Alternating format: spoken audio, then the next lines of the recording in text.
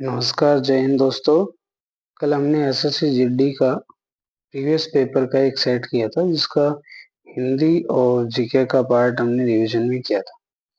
आज हम SSC GD का सेकंड पेपर जो है 10/1/2023 10/1/2023 को हुआ था, जो एग्जाम टाइम था 11:45 to 12:45 मीन्स सेकंड शिफ्ट में जो पेपर हुआ था उस पेपर का रिवीजन करेंगे हम।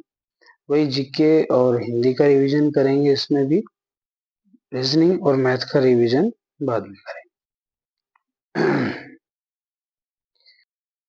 आज का पहला क्वेश्चन है, स्किल इंडिया मिशन की अभिशासन परिषद की अध्यक्षता। तो स्किल इंडिया जो मिशन है उसकी अध्यक्षता कौन करते हैं?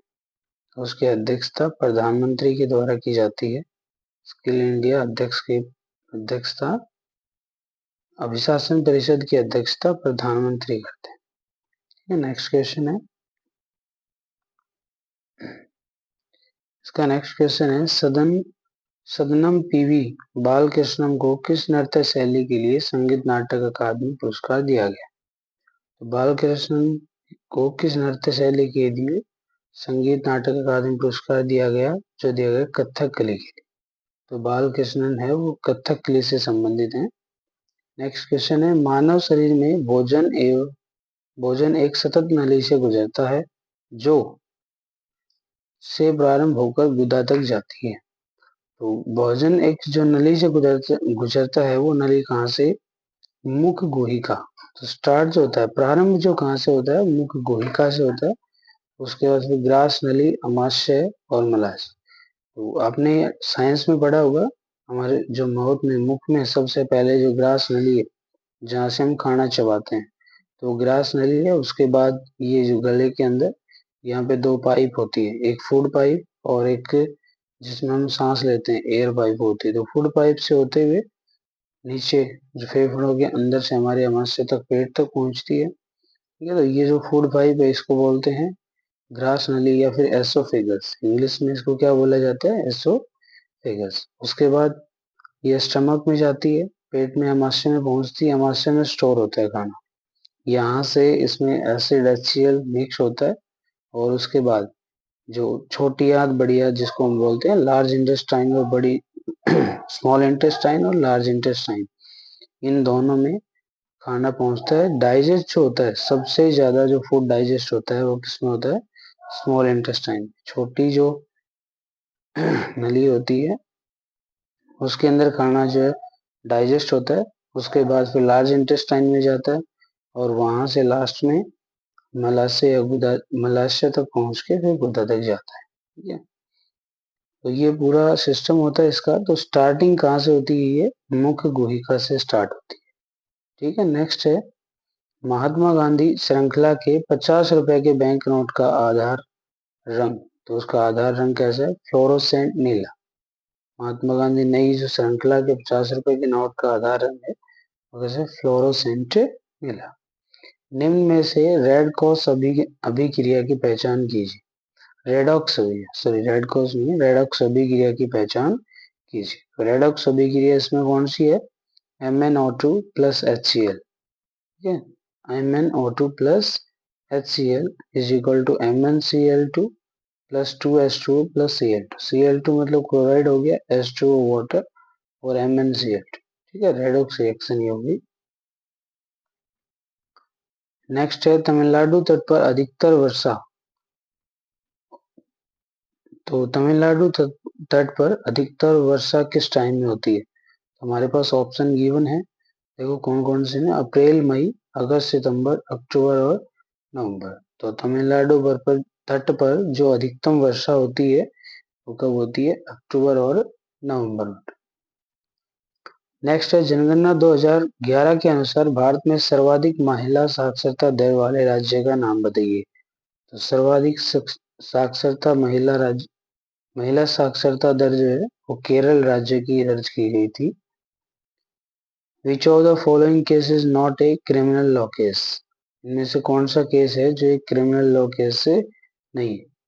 तो murder, theft, harassment for dowry. तो मर्डर तो हो गया किसी का मर्डर ना, थेफ्ट चोरी करना, हरासमेंट किसी को सताना किसी भी चीज के लिए। तो ये तीनों क्रिमिनल्स में आएंगे, क्रिमिनल केसेस हैं।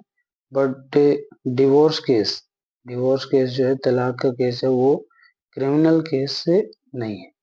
तो इसमें से not a criminal law case, कौन सा क्रिमिनल लॉ केस से नहीं है, तो उसमें क्या आएगा, डिवोर्स। नेक्स्ट है the plane between five fifth 5 year plan and sixth 5 year plan is known as। इसका जो आंसर रहेगा वो रहेगा रोलिंग।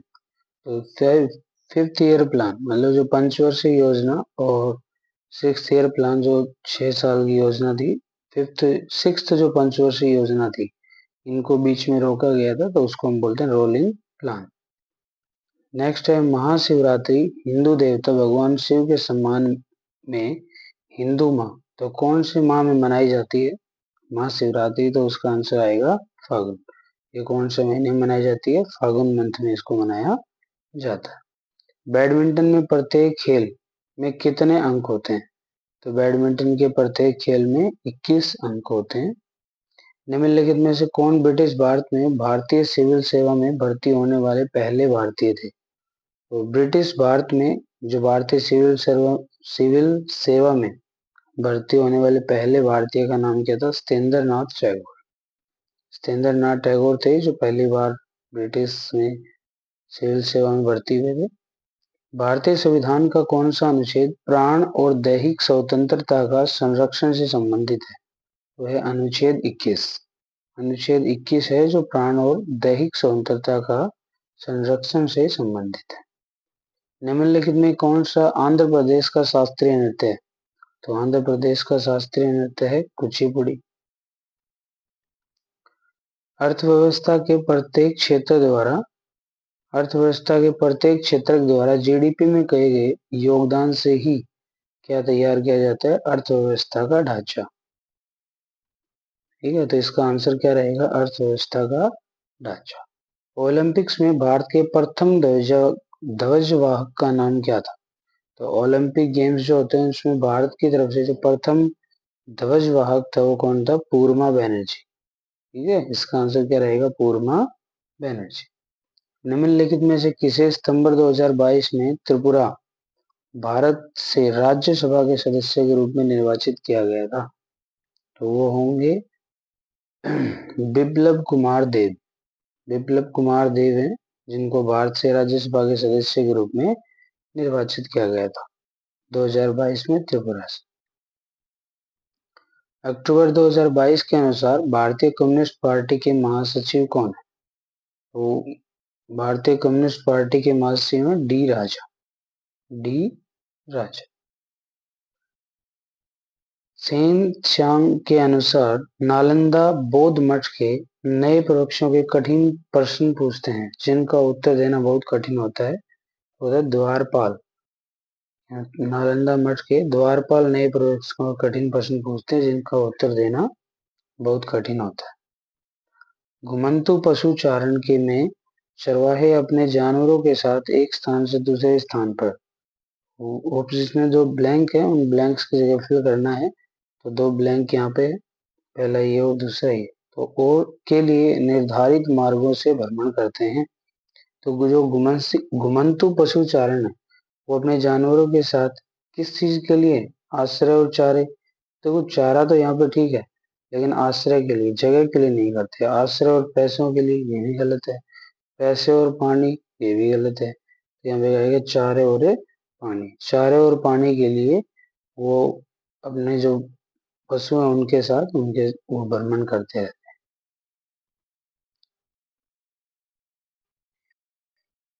हिंदी सेट का पहला क्वेश्चन है, समुद्र की सीमा अनंत है, वाक्य में प्रयुक्त अनंत शब्द का विलोम बताइए। तो अनंत शब्द का जो विलोम होगा वो क्या होगा, अंत। ऊंट के मुंह में जीरा, मुहावरे का सही अर्थ, अधिक खाने वाले को कम दे।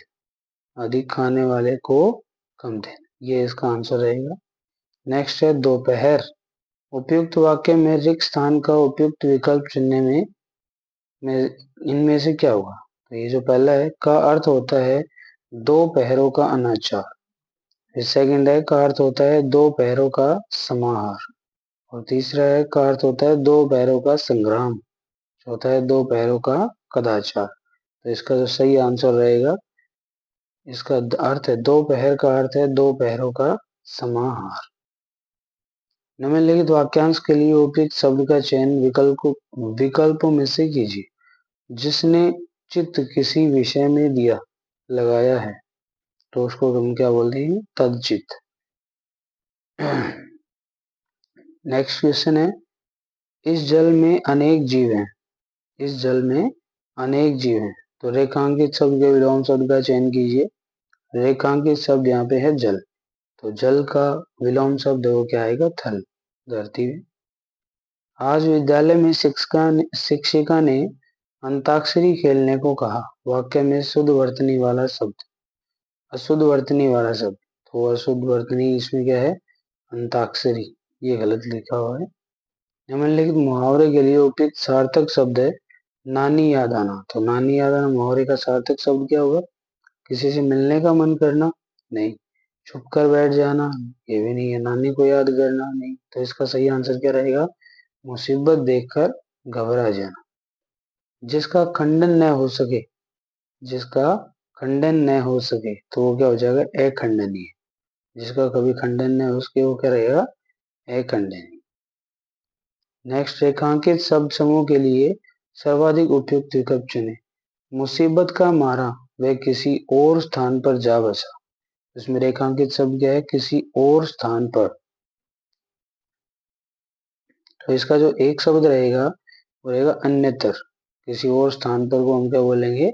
अन्यतर, कहीं और जगह पे चला गया। हिमालय भारत का ताज है। रेखांकित शब्द के उचित पर्यायवाची शब्द का चुनिए। रेखांकित शब्द है इसका हिमालय। हिमालय का इसमें ऑप्शन रहेगा प्रभा, गिरिराज, मदन, आशु। तो सही आंसर क्या रहेगा इसका?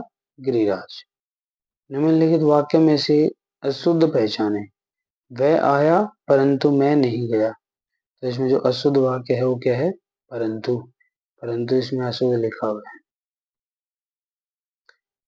दो घोड़ों पर सवार होने से तुम सफल नहीं रहोगे। उपयुक्त वाक्य में रेखांकित अंश के लिए कौन सा शब्द प्रयुक्त होगा? वह है सवारी नीति, नहीं, दुरंगी नीति। दुरंगी नीति का अर्थ क्या है? कि दो घोड़ों पर सवार होने से, दो अलग अलग काम एक साथ करने से वो सफल नहीं होगा। निम्नलिखित में से अव्यय से बना विशेषण शब्द नहीं है, तो वो कौन सा विशेषण शब्द है जो अव्यय से नहीं बना? वह है कैसा। तो इसका सही आंसर क्या रहेगा? कैसा। आकलन शब्द के लिए इनमें से उपयुक्त पर्यायवाची शब्द कौन सा है? तो आकलन का पर्यायवाची होगा अगणन। मूल क्रिया प्रथम प्रेरणार्थक क्रिया और द्वितीय प्रेरणार्थक क्रिया का सही शब्द क्रम चुनिए। तो उठना, उठाना, उठवाना, ये इसका सही सही शब्द रहेगा, सही क्रम रहेगा इनका। नेक्स्ट क्वेश्चन है, निम्न गद्यांश में से कुछ शब्दों को हटा दिया गया है। गद्यांश के नीचे पूछे गए प्रश्नों में रिक्त स्थानों के लिए उपयुक्त शब्द का चयन कीजिए। तो पहली लाइन है राष्ट्र के, फिर ब्लैंक है विकास के लिए चरित्र निर्माण परम आवश्यक है। तो इसमें ऑप्शन दे रखे हैं अधिक, सर्वांगीण, पूरे, सभी। तो सही आंसर क्या रहेगा? सर्वांगीण। राष्ट्र के सर्वांगीण विकास के लिए चरित्र निर्माण परम आवश्यक है। नेक्स्ट क्वेश्चन है रिक्त स्थान दो के लिए सर्वाधिक उपयुक्त इनमें से क्या होगा? तो रिक्त स्थान कहाँ तक है? राष्ट्र के सर्वांगीण विकास के लिए चरित्र निर्माण परम आवश्यक है। जिस प्रकार वर्तमान में भौतिक निर्माण का कार्य अनेक योजनाओं के माध्यम से तीव्र गति के साथ संपन्न हो रहा है, वैसे ही वर्तमान की सबसे बड़ी आवश्यकता यह है कि देशवासियों के चरित्र निर्माण के लिए प्रयत्न किया जाए। उत्तम चरित्रवान व्यक्ति ही खालिस्तान की सर्वोच्च संपदा है। तो जो उत्तम व्यक्ति है वो किसकी संरचना है? मोहल्ले की, प्रदेश की, राष्ट्र की और राज्य की। तो यहाँ देखो इस पैराग्राफ में हम जो बात कर रहे हैं किसके बारे में कर रहे हैं? राष्ट्र के बारे में। तो इसका आंसर क्या आएगा? राष्ट्र। थर्ड क्वेश्चन है, इससे आगे की लाइन पढ़ते हैं जो है कि जनतंत्र के लिए तो यह एक महान खालिस्तान योजना है।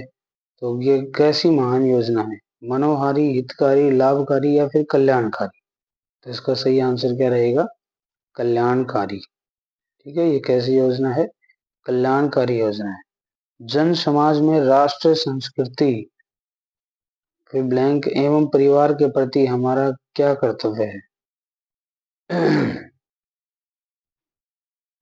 तो नंबर 4 के लिए हम पढ़ रहे हैं रिक्त स्थान के लिए। तो इसमें जो ऑप्शन दे रखे हैं राष्ट्र, समाज, राज्य और लोग, तो क्या आएगा? समाज एवं परिवार के प्रति हमारा क्या कर्तव्य है? इसका पूर्ण रूप से बोध कराना एवं राष्ट्र में व्याप्त समग्र भ्रष्टाचार के प्रति निषेधात्मक वातावरण का निर्माण करना ही चरित्र निर्माण का प्रथम, इसके ऑप्शन में क्या आएगा? प्रथम सोपान है। जो इसमें दे रखा रास्ता, कदम, तरीका, तो उसकी जगह आएगा प्रथम सोपान। तो आज के इस मॉडल टेस्ट पेपर में ये जो प्रैक्टिस सेट था प्रीवियस ईयर का, मतलब 2023 में जो जेडी के पेपर हुए थे उसका, इसकी हिंदी और जीके को हमने कवर किया है। दोस्तों, अगर ये वीडियो आपके लिए हेल्पफुल रहे, आपको कंटेंट पसंद आए, तो वीडियो को लाइक करो, चैनल को सब्सक्राइब करो। आपके सपोर्ट से ही हम आगे आने वाली वीडियोस पर वर्क करेंगे, उसके लिए हमें मोटिवेशन मिलेगा। Thank you, have a nice day.